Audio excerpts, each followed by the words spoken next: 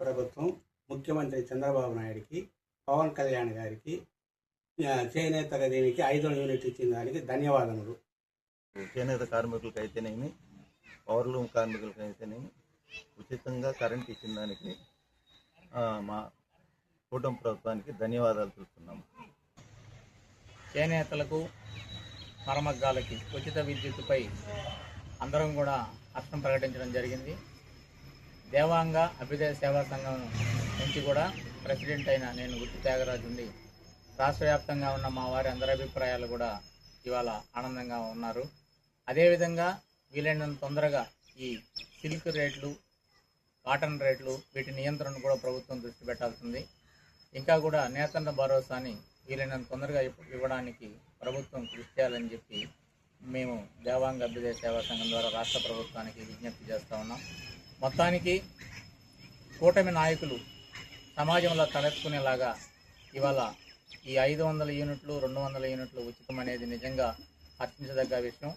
మరోసారి ప్రభుత్వం చేనేతల పక్షపాతాన్ని రుజువు చేసుకునింది. రైతాంగం తరువాత చేనేతకు పెద్దపీట వేస్తున్న ప్రభుత్వానికి, కేంద్ర ప్రభుత్వానికి, రాష్ట్ర ప్రభుత్వానికి, నరేంద్ర మోడీ గారికి, చంద్రబాబు నాయుడు గారికి, పవన్ కళ్యాణ్ గారికి, బీజేపీ అధ్యక్షులు మాధవ్ గారికి, అందరికీ కూడా ప్రతి ఒక్కరికి పేరు పేరున ఎంపీలకు, ఎమ్మెల్యేలకు, చేనేత మంత్రికి, లోకేష్ గారికి అందరికీ హృదయపూర్వక ధన్యవాదాలు మా సమాజం నుండి తెలియజేస్తున్నాం. కూటమి ప్రభుత్వం వచ్చినప్పటి నుంచి చేనేత కార్మికులకు కరెంటు ఉచితంగా ఇవ్వాలని ఆశించిన ఇప్పుడు ఏప్రిల్ 1వ తారీఖు ప్రభుత్వము ఉచిత కరెంట్ అని ఇటు చేనేతకు, పౌర్లంకు రెండింటికి ఇచ్చినందుకు నిజంగానే చేనేత కార్మికులు ధన్యవాదాలు అద్భుతంగా తెలుపుకుంటున్నారు. కష్టమైన పరిశ్రమ ఏదంటే చేనేతే. ఆ చేనేత చేయుతునేవంటే ఎంత కష్టమో నేసేవాడికి తెలుస్తుంది. ఆ గుడ్డను తయారు చేసిన గుడ్డను ఎవరైనా సరదా, ఎంత రాజకీయ నాయకులైనా సరదా వేసుకున్నా అంటే ఎంత ఎండలో ఉన్నా హాయిగా ఏసీ ఉన్నట్టు ఉంటుంది ఆ గుడ్డలు.